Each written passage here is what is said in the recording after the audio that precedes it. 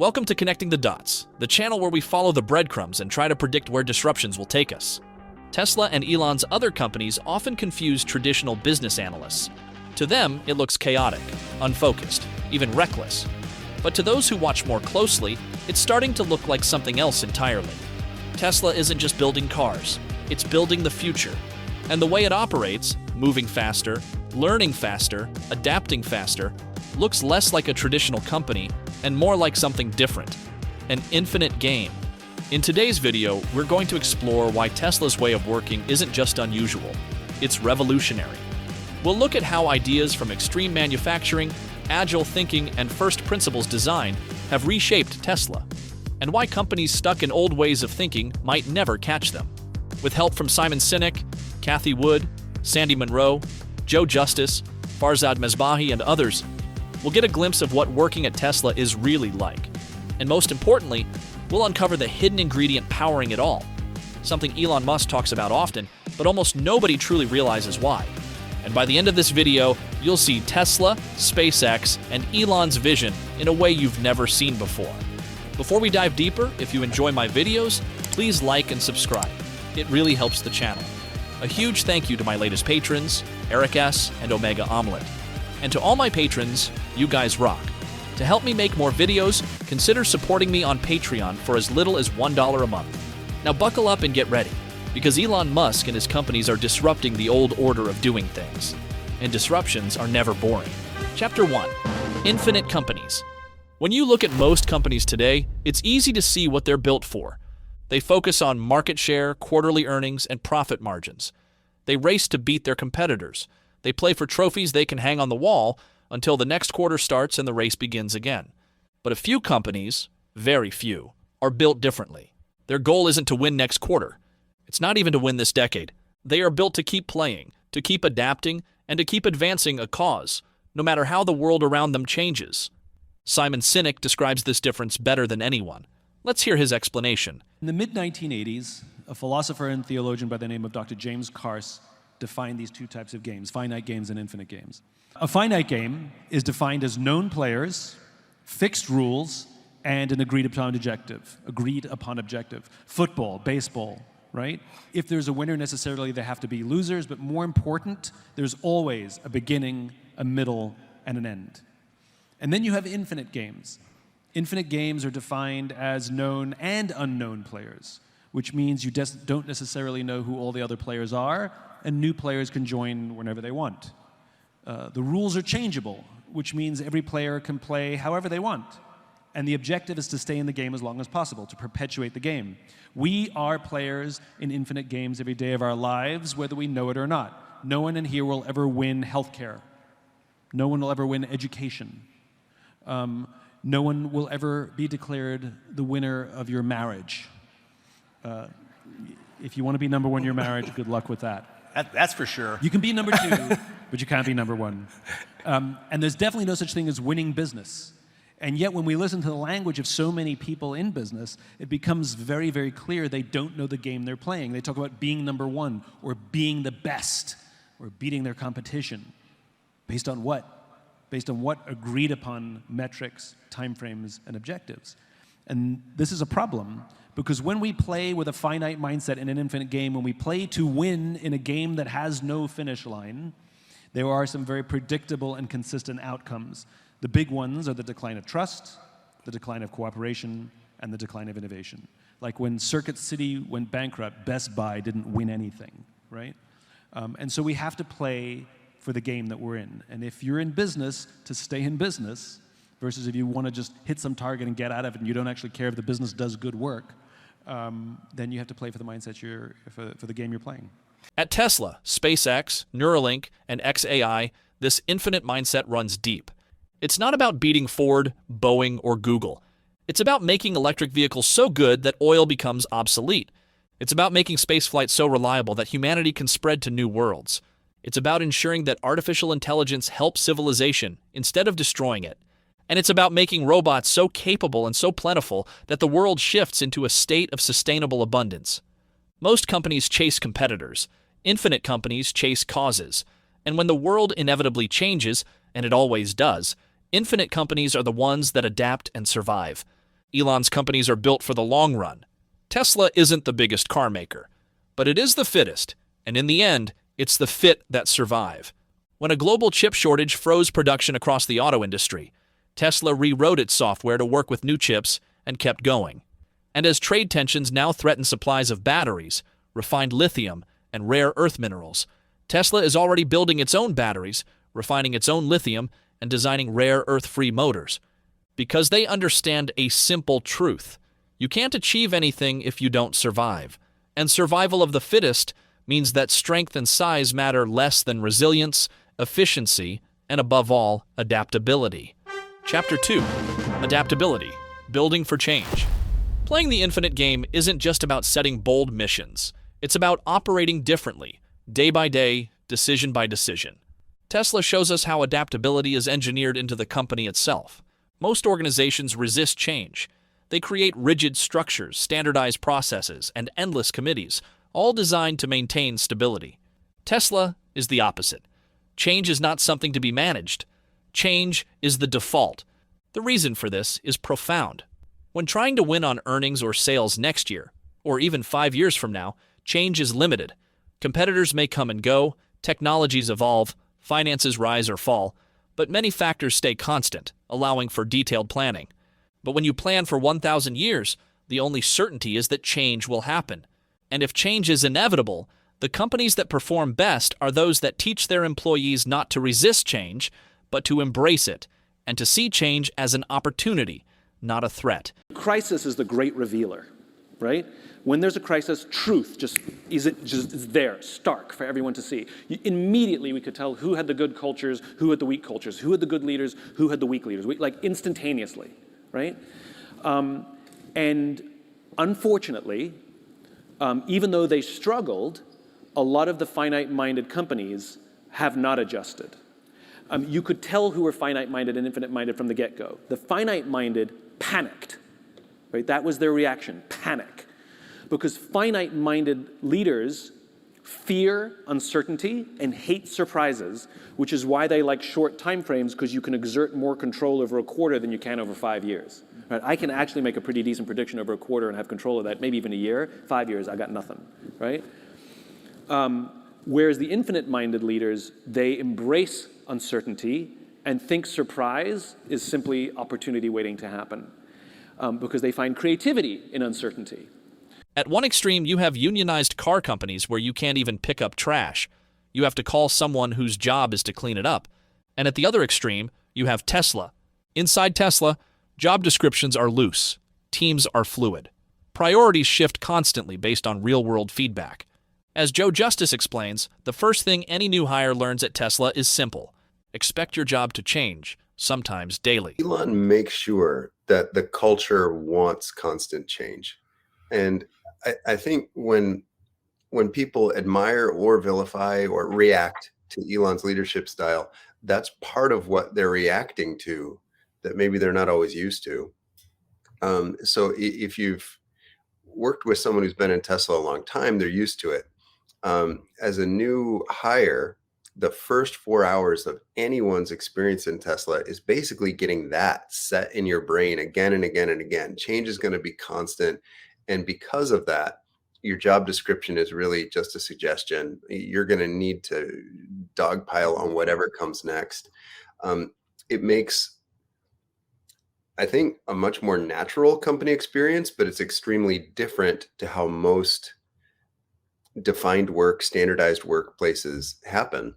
There is the lean concept of standardized work in the Musk companies, but it changes multiple times a day. So you're told that it's going to change multiple times a day. So yes, I think that's Elon directly, mostly through email, company-wide email, reminding again, pushing again. Traditional companies spend months debating changes. At Tesla, the questions are, how fast can we adapt? How fast can we fix it? How fast can we evolve? This adaptability is one of Tesla's biggest strategic advantages and one of the hardest for traditional companies to copy. Because to move at Tesla's speed, you need more than new tools. You need a new mindset. In these turbulent times, I want to share something that's become essential to my digital life: NordVPN. They're sponsoring this video, but I've been relying on them for years across all my devices, for reasons that might surprise you. You've probably heard others talk about using NordVPN to watch their home streaming while traveling or as protection from hackers and identity theft on public Wi-Fi.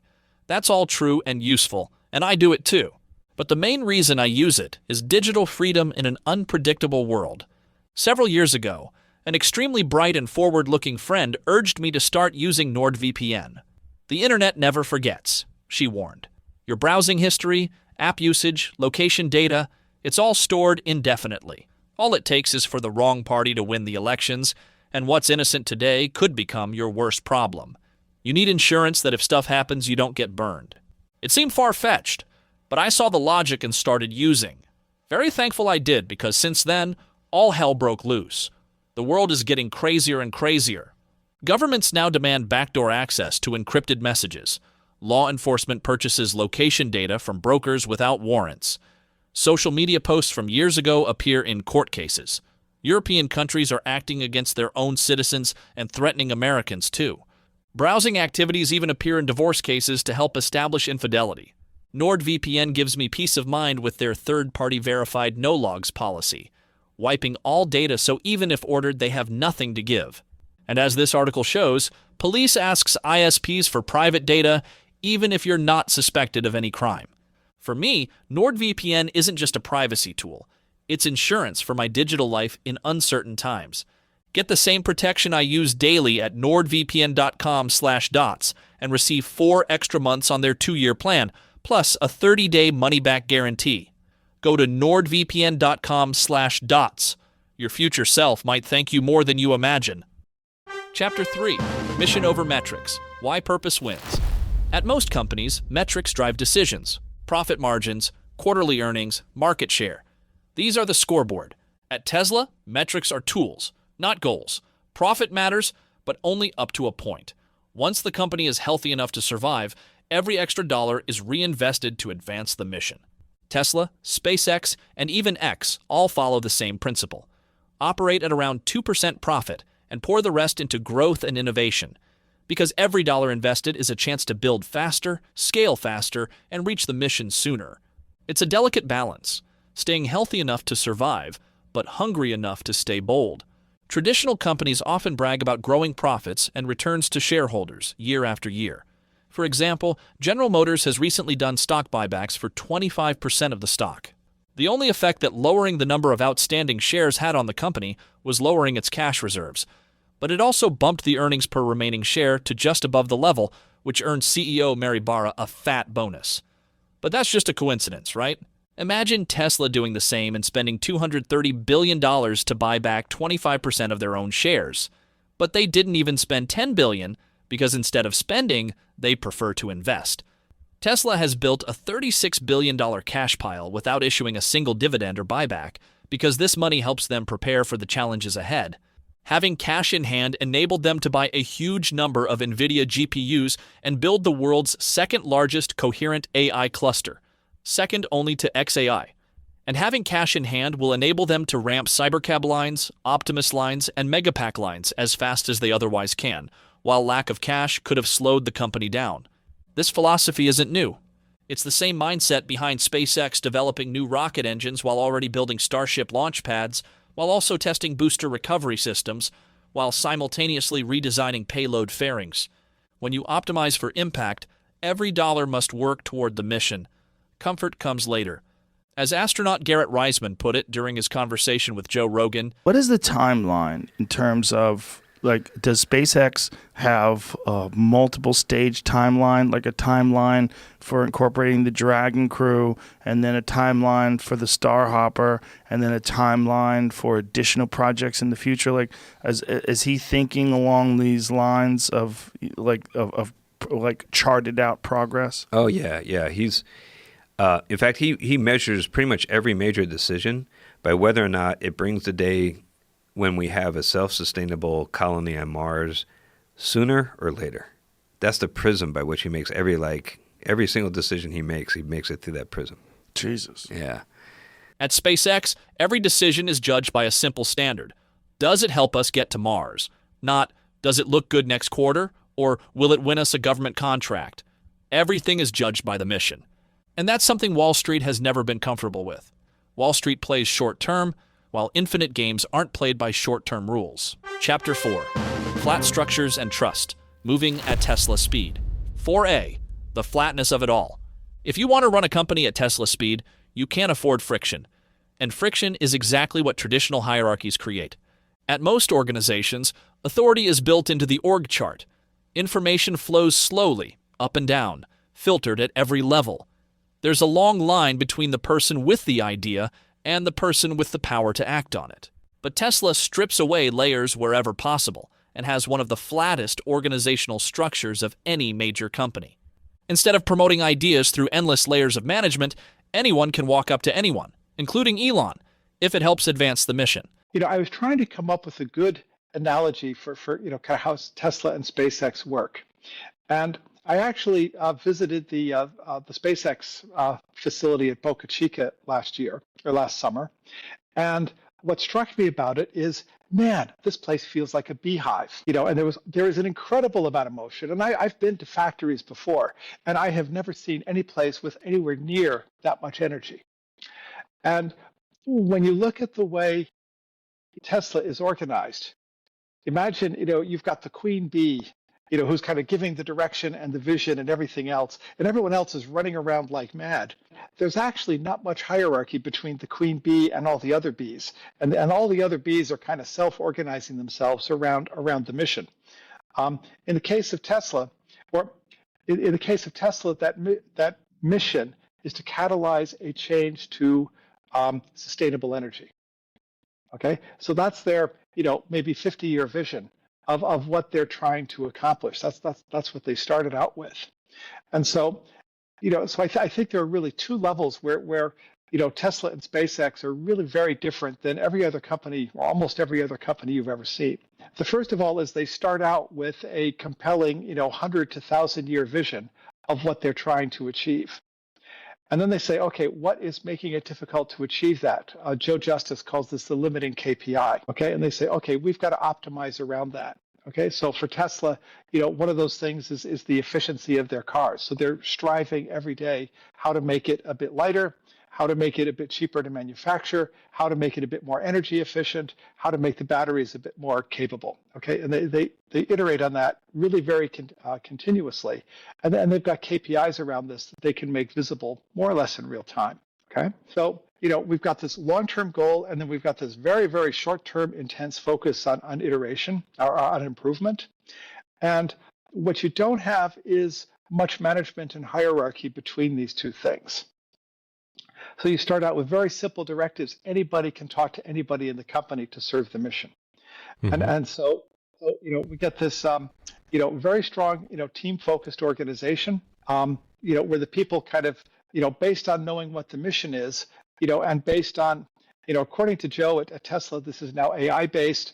I've seen other companies do this based on just having product owners whose job it is to figure out what is the most valuable thing we could do this month, and then the teams organize around the mission literally every month.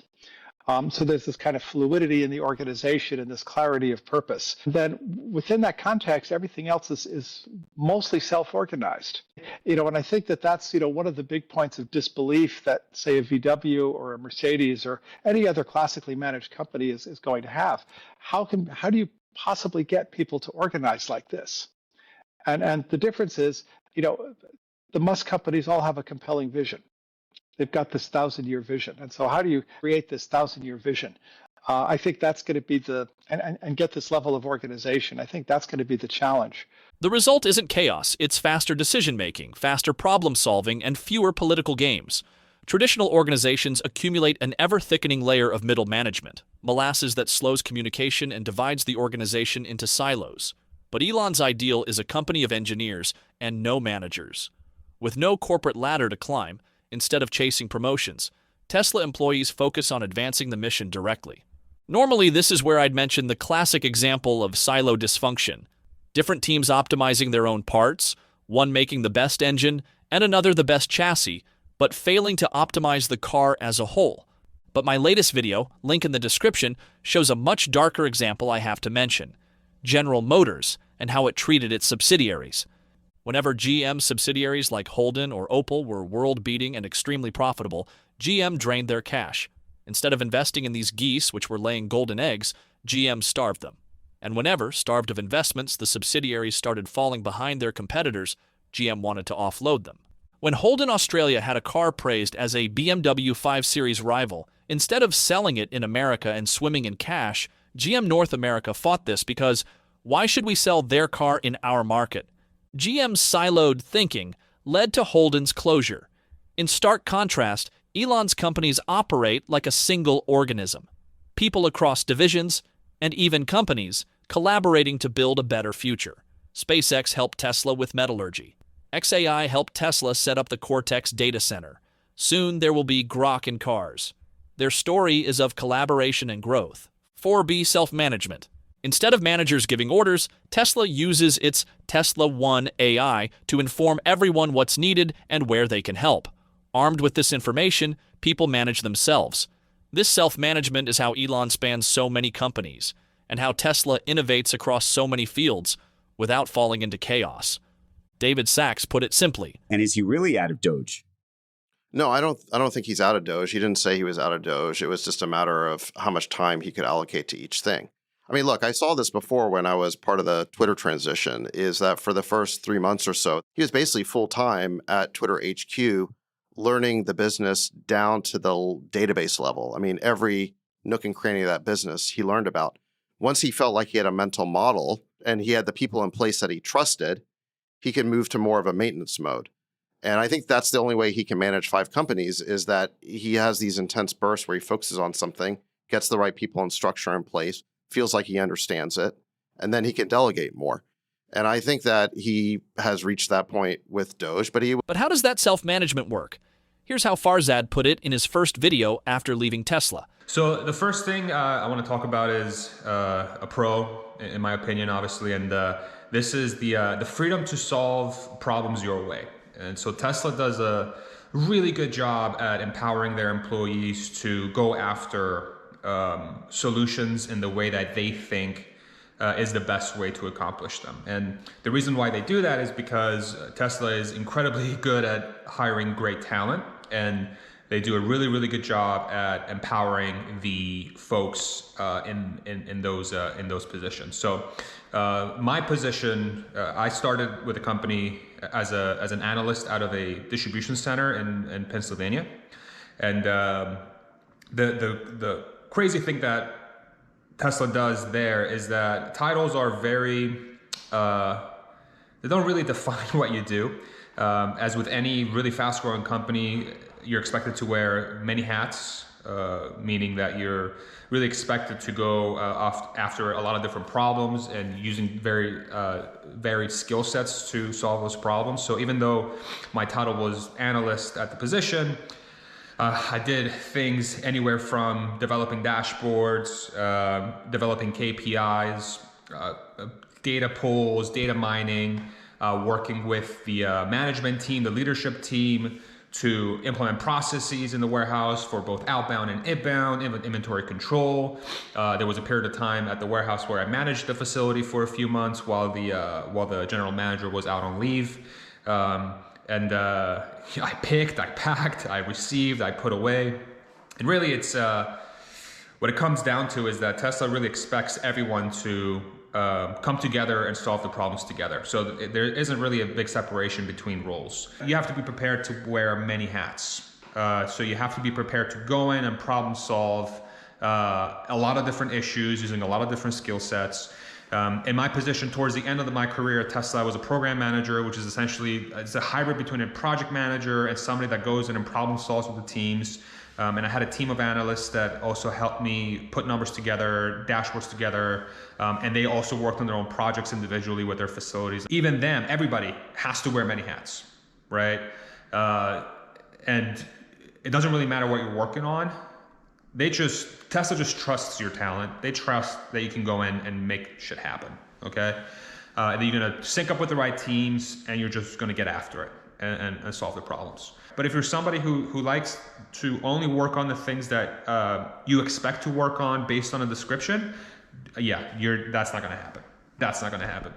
But I think on the counter side to that, that's what gives people the ability to grow that company so much, right? You can go in and you're exposed to so many different things, so many different facets of the company. And what ends up happening is that you realize that you have skill sets that you never thought you had, right? So you go in with a sort of a mentality of I'm just going to work on whatever I can. And once you get into it, like, holy crap, I really enjoy doing this. I never knew I would enjoy, like for me, my entire background before Tesla, I was a director of business intelligence and pricing. So team of analysts behind the computer, back office, numbers. That's all we did. Numbers, spreadsheets, dashboards. That's it, right? I go to Tesla and I'm at the warehouse and the boss says, okay, we need to fix this outbound floor. I'm like, okay, I never in a million years been exposed to an outbound process at a warehouse, but I really want to help because I really find the mission of Tesla important. And you seem like a really cool guy and I trust you, so let's go. And I learned how to build outbound processes. I learned how to put in a pick process, a pack process, a shipping process. One of the things that I'm so proud of, I think it was like a few weeks in, we were trying to diagnose an outbound process where it was taking forever to get product from the floor to the truck. And then I made a recommendation for changing the flow of how the product was being dropped off to complete a store so that we can get it out the door. And that like doubled our throughput the next day. I'm like, oh my God, that feels amazing. I'm addicted. All right, I want to fix more of this stuff now. I would have never known that I would enjoy that unless I was given that opportunity, right? And that's what giving you many hats to wear does. It gives you the opportunity to learn. And that's a beautiful thing. That's a beautiful thing in my opinion. I'm sure there are others that don't want exposure to that, which is completely fine again. But for me, love that. Honestly, probably my favorite thing about the job, wearing the many hats. 4C, teamwork and AI. In typical job interviews, you're asked how you work alone and how you work in a team. At Tesla, the answer is simple. Almost all work is collaborative, because every person brings unique tools, skills, and viewpoints. And in most companies, teams are fixed. But at Tesla, teams are fluid, formed on the fly, based on what Tesla1 flags as most urgent or most promising. Tesla works in teams because teamwork brings various angles. In fact, it is crucial. Sandy Monroe summed it up. I think I showed you this once already, but this is our little card that we hand out to people. And we call it the Good Design Principles. And number one on the Good Design Principles, the difference between good and bad designs is teamwork. And man, you want to talk about a struggle.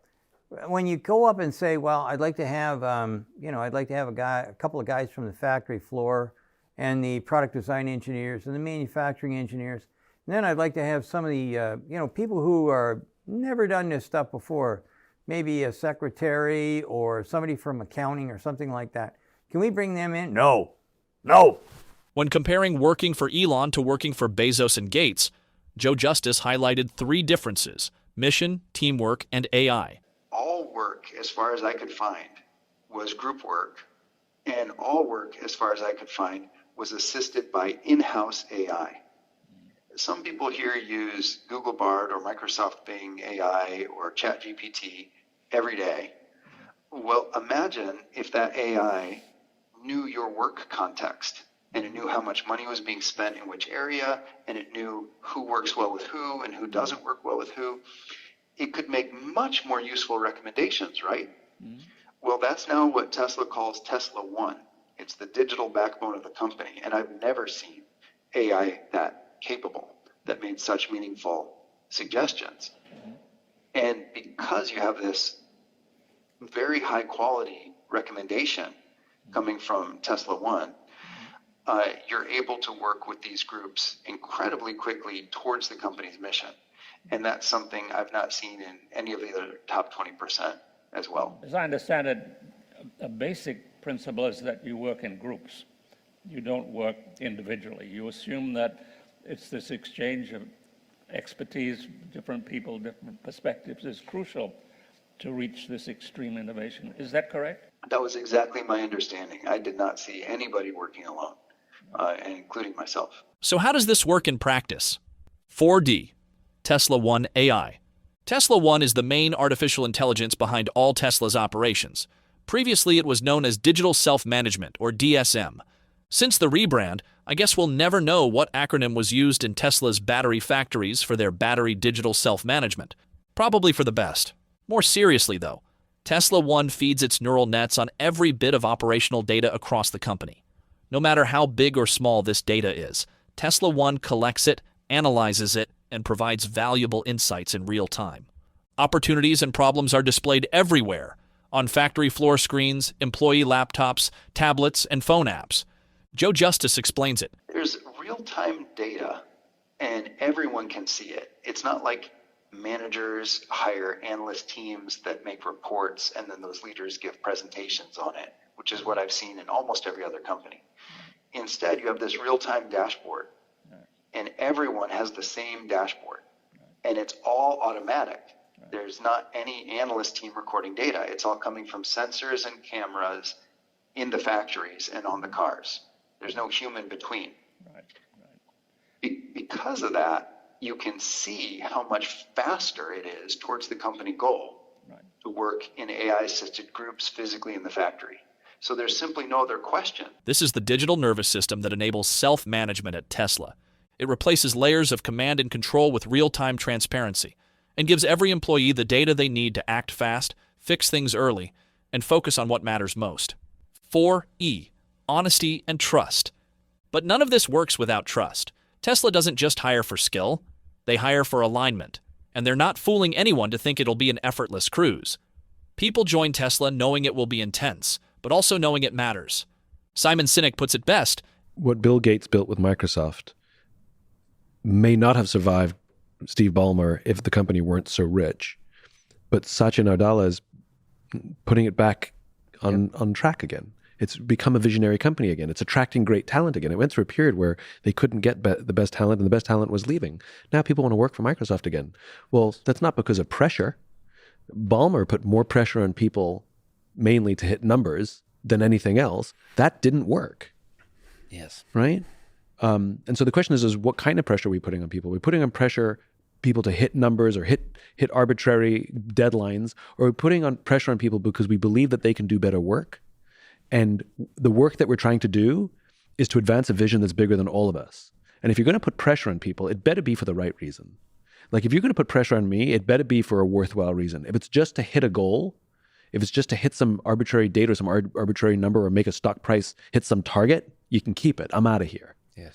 But if you want to put pressure on me because we are brothers and sisters in arms, working to advance a cause bigger than ourselves, that we believe whatever we're going to build will significantly contribute to the greater good of society, then go ahead, I'll take the pressure. And if you look at the Apples and if you look at the Elon Musks, they fundamentally believed that what they were doing would improve society and it was for the good of humankind. And so the pressure, in other words, the what they were doing was more important, more valuable than any individual on the team. And so the pressure they put on people served a greater good. And so we looked to the left and we looked to the right to each other and said, we're in this together. We accept this. We want this. But if it's just pressure to hit a number or, make the widget move a little faster, that's soul-sucking. That's not passion. That's stress. And I think a lot of leaders confuse that making people work hard is not what makes them passionate. Giving them something to believe in and work on is what drives passion. At Tesla or SpaceX, the pressure is real, but it's not for vanity metrics or CEO bonuses. It's pressure for a cause, and that makes all the difference. Colleagues become comrades, brothers in arms. They share the burden and the mission. What's more, leaders don't ask what they don't demand of themselves. Elon famously puts in the hours and stays until problems are solved. And there's no bait and switch. You knew the expectations before you joined. Looking at Elon Musk, he's known to push people to the limits in a way that I think really challenges people in a way they've never been challenged before, to do the impossible. Sure. But it can really break people. And Jobs was hard and Amazon is hard but the thing that's important is none of them lie about it. People ask me about Amazon all the time. Like, Jeff Bezos never lied about it. Even the ones who like Amazon don't last more than a couple of years before they burn out. But when we're honest about the culture, then it gives people the opportunity who like to work in that kind of culture to choose to work in that kind of culture, as opposed to pretending and saying, "Oh no, this is all, it's all lovey-lovey here," and then you show up and it's the furthest thing from it. So, I mean, I think the reputations are putting a lot of pressure on people to, Jobs was not an easy man to work for. He pushed people, but everyone who worked there was given the space to create and do things that they would not have been able to do anywhere else, and work at a level that they didn't work anywhere else. And Jobs didn't have all the answers. I mean, he pushed his people to come up with answers. He wasn't just looking for people to execute his ideas. And people did. People accomplished more than they thought they were capable of, which is wonderful. Some media outlets still accuse Elon of exploitation, but even critics admit that he's not faking it. Take The Atlantic's article. Elon Musk's brutally honest management style's unapologetic awfulness is preferable to Silicon Valley hypocrisy. The writer describes Musk as unapologetically awful for allegedly firing by BCC email and demanding extremely hardcore commitment. But even he admits, in a world of passive-aggressive rich people smiling through veneered teeth, I find his unabashedly workaholic maniac persona hugely preferable. And the article, written when Twitter was still a mess, ends with something even more striking. Twitter Musk is the price we pay for SpaceX Musk and Tesla Musk. At least he's honest about the human cost of his ambition. Give me one honest Elon over 1,000 tech unicorns waxing pious about saving the world. And if that's true for the skeptics, it's doubly true for those who believe him. Chapter 5. Convergence of Visions. Different companies. One mission. One criticism often thrown at Elon Musk, even before Doge, is that he's spread too thin across too many companies. Each of Elon's 5 companies, Tesla, SpaceX, Neuralink, XAI, and X, operates in a different industry and faces different challenges. But when you step back, you realize that these aren't 5 separate ambitions. They are 5 expressions of a single unified vision.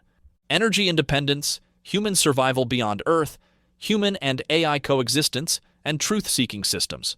What looks chaotic on the surface is perfectly aligned underneath.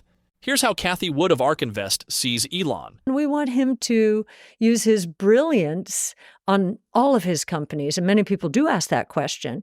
Well, isn't he distracted by all of these companies? He is the maestro. He is the maestro of what we're calling the convergence between and among the technologies that we're researching. He understands that the key to the new world is data, big data. And so he's generating data out of all of these companies. And one of the most surprising places, Neuralink, in the healthcare arena, they're generating all kinds of data about the brain. What are neural networks in AI? They're patterned after the brain.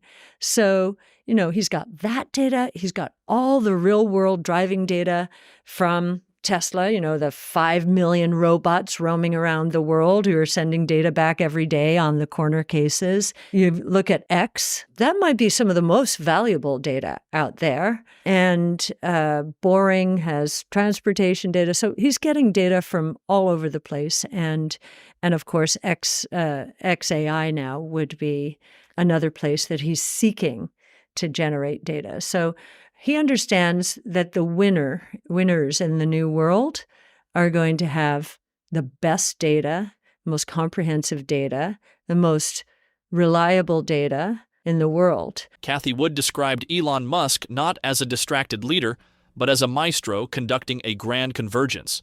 Each company feeds the others. Each company reinforces the mission. Tesla builds sustainable energy systems. SpaceX ensures survival across planets, and Starlink provides communications between all nodes. The Boring Company will dig tunnels for inhabiting planets. Neuralink prepares humanity for a merged future. XAI builds the tools humanity will need to navigate the age of artificial intelligence. And X, now part of XAI, is the Everything app, connecting users, training algorithms, and seeking truth. I expect X to host ride-hailing for Tesla's robo-taxi network and maybe one day help build direct democracy on Mars with communicating, polling, and other methods. In a way, it only seems that Elon is running several companies and possibly spreading himself too thin, because in fact, he's running a single virtual mega company whose different arms are building different parts of the same future, piece by piece. Here's what Joe Justice said when comparing his experience working at Tesla with working for Bezos and Gates. Musk, all of the Musk companies have a 1,000-year goal. And I think that's incredibly important for this management style to work. None of them have a goal that is to maximize shareholder return. And interestingly, none of them have a goal that's to maximize user value. Instead, they all have a goal that is intending to improve humanity, like the transition from hunter-gathering to the agrarian era, that type of step change of society.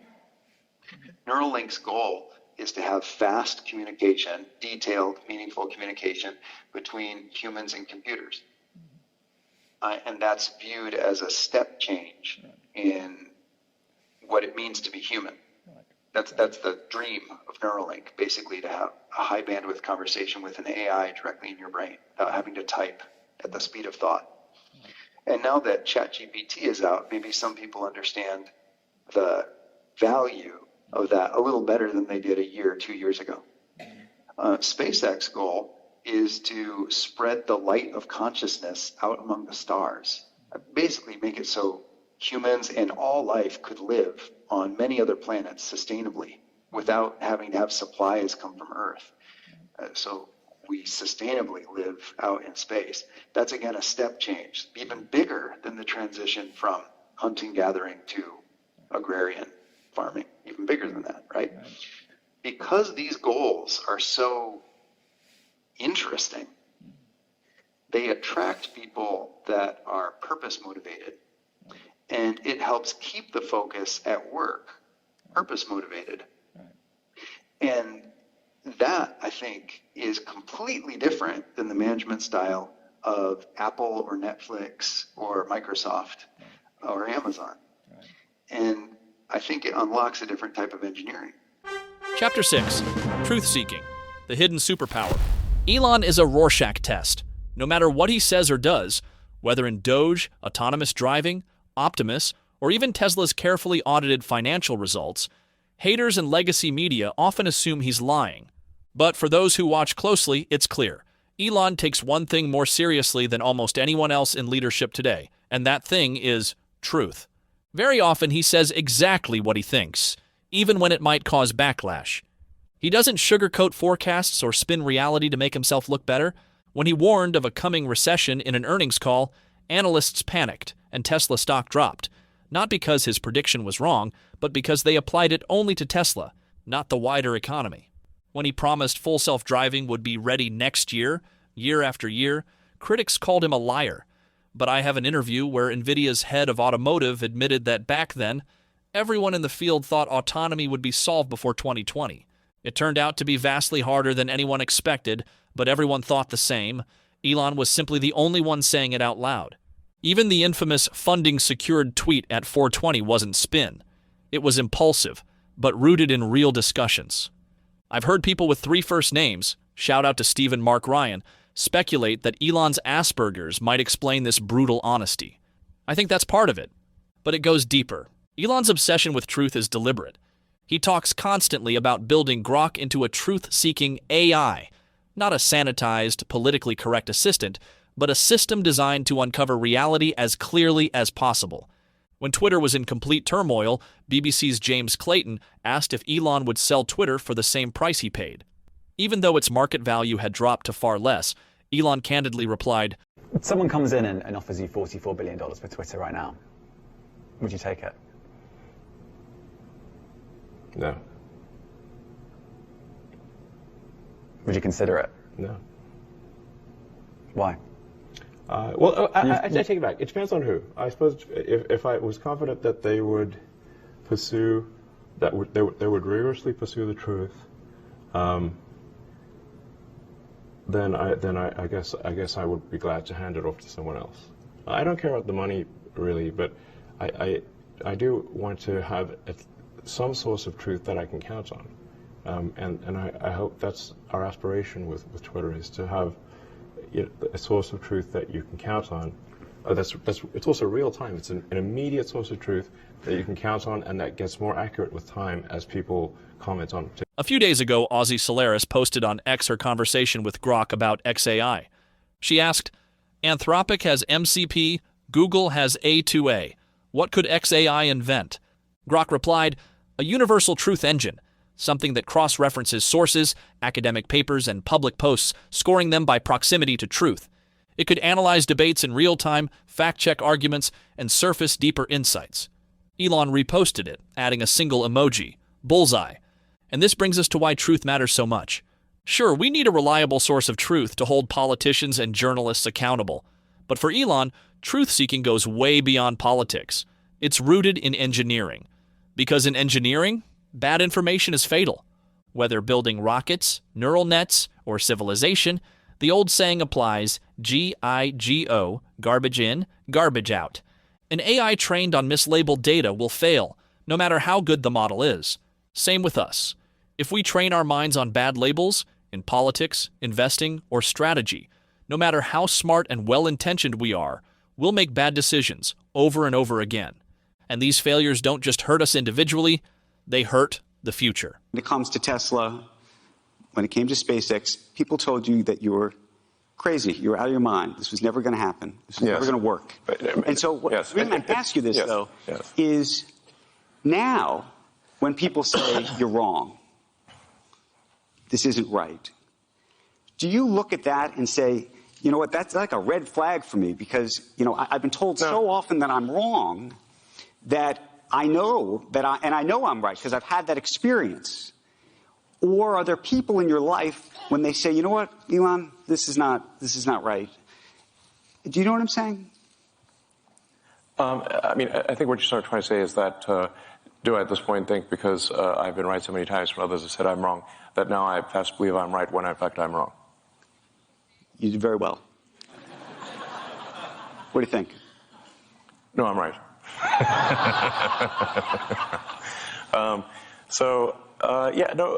Look, here's the thing. Physics is unforgiving. Physics is unforgiving. So, I have, these various little sayings I've come up with, that physics is the law and everything else is a recommendation. Right. In the sense that you can break any law made by humans, but try breaking a law made by physics. That's much more difficult. So if you are wrong and persist in being wrong, the rockets will blow up and the cars will fail. So this is, we're not trying to just figure out what flavor of ice cream is the best flavor of ice cream. If there's 1,000 things that can happen on a rocket flight, and only one of them gets the rocket to orbit. And so being wrong results in failure when dealing with physical objects. For companies like Tesla and SpaceX, thinking in 100-year timelines, tiny directional errors today can grow into catastrophic outcomes. So they need their compass aligned to true north. It's not just about moving fast, it's about moving fast in the right direction. Infinite companies don't optimize for today or next quarter. They optimize for the long term. Every action is judged by how much it accelerates the ultimate mission. Here's an example. This is a normal scenario in business, right? We will give a team a target, a goal, to hit by a certain time frame, usually a year, because that's usually when we pay taxes, right? That's the only reason things are done in years, right? If we pay taxes every 18 months, all the goals would be 18 months, right? So we usually give people a financial target, and there's two teams. One that is driven solely by hitting that goal because all they care about is getting their bonus at the end of that goal. Morale is up and down. If they happen to have a good month, morale is up. If they have a bad month, morale is down. Retention is terrible. They can't hold on to employees. Nobody really trusts each other. The boss is toxic. And right before the end of the financial year, they have some mad push where they're dropping prices all over the place and they manage to drive revenues and hit the goal, right? The problem is we bonus that team, we bonus that leader because of the goal they hit, right? And basically what we're doing is spreading a message to the rest of the company saying, We don't care how you get there. We don't care if you step on your people. We don't care if you act unethically. If you hit your number, you're going to do very well in this company. Versus another team that's doing extremely well, it's good, steady, slow growth, like really on target, not the highs and lows, the peaks and valleys. Morale is super high. Retention is amazing. It's a model team. They trust each other. They share information. And they miss their goal on the agreed upon date, right? At the end of the year, they're just shy of it. But clearly, you can see from the trend data, they're going to hit it at 13 or 14 months. The problem is we don't give that person anything. We don't give that team anything, right? And this is part of the problem. When you have an infinite mindset, absolutely have the goals, but the trend matters more. How you get there matters as much, if not more. This is exactly how Elon runs his companies. Remember what Garrett Reisman said? He measures pretty much every major decision by whether or not it brings the day when we have a self-sustainable colony on Mars sooner or later. That's the prism by which he makes every single decision he makes it through that prism. Jesus. Yeah. Tom Bilyeu put it perfectly. I want to understand why the truth matters. And I'll say, just for simplicity, that the truth is the bedrock upon which you can build the rest of your life, and you won't have a hard time making predictions. So the stupid example, but it will orient people, is nobody walks out of their second floor window because we all agree foundationally that gravity is real and you can just sort of take it for granted. So my thing has always been just to give truth a proximity. It's that which has predictive power. So I can predict that if I step out my window, I will fall and get hurt. It's predictive. Life is an optimization game. We build models of the world in our heads and on our computers, and we act based on those models to achieve goals. But if our model of reality is wrong, if our inputs are corrupted, then no matter how much effort we pour in, we will optimize in the wrong direction. We will waste time, waste resources, and miss opportunities, and eventually, we will crash. Truth isn't a luxury. It's not just idealism. It's the difference between building the future and building on fantasy. That's why Elon builds differently. Because infinite companies don't win by being faster, or richer, or even smarter. They win by aligning with reality sooner, by adapting faster, and by optimizing relentlessly for what's true. In the infinite game, reality always wins. Chapter 7. Building the Future. Final Reflections. After everything we've seen, it's clear. Elon's companies aren't just faster, or smarter, or bigger. They're different, because they're playing a different game entirely. Most companies play for today, the next quarter, the next headline, the next bonus cycle. But Tesla, SpaceX, XAI, and Neuralink are playing a game that stretches across decades, even centuries. They're building toward a future most companies can't even imagine. And the trait that lets them do this isn't just speed. It isn't even audacity. It's truth. Truth lets you align your mission with reality, to course correct faster, to adapt deeper, to plan farther. And when you combine that kind of mission with that kind of operating model, you don't just get progress. You get the future. And this isn't just theory. Joe Justice, who's worked for Tesla, Jeff Bezos, Bill Gates, and inside many of the world's largest automakers, aerospace firms, and defense contractors, put it simply. I've never had as much fun at work, and I've never seen a workplace that was as productive or as efficient. And I've worked in almost every automotive company and many of the world's aerospace companies, including military defense suppliers. I've just not seen faster, more efficient development ever, anywhere, and I've never had more fun doing it. He never had so much fun at work, and that's what the infinite game looks like when it works. Tesla isn't perfect, but in a world full of companies optimizing for comfort, Elon's companies optimize for impact. And the further they push, the clearer it becomes. This is how the future gets built. What do you think? Can truth-seeking really be a competitive advantage in business? Or is that just idealism? Can any legacy company truly change its mindset to play the infinite game? Or is it already too late for them? And is Elon really obsessed with finding the truth? Or is he just faking it for his fanboys? I read all your comments, so let me know below. I made another video diving deeper into Tesla as an infinite company. You can find it in the card above. But before you hop there, if you enjoyed this video, please like and subscribe. It really helps the channel. A huge thank you to my latest patrons, Eric S. and Omega Omelet. And to all my patrons, you guys rock. To help me make more videos, consider supporting me on Patreon. Any amount helps, starting at just $1 a month. And hopefully later this year, I'll start doing this full-time. There's a link in the description. Visit nordvpn.com/dots to protect yourself from identity theft and scammers and gain peace of mind that your online history won't come back to haunt you. Now, with 4 extra months free. For daily posts, follow me on X at x.com/connectingodots. Until next time, I am connecting the dots, and you are amazing.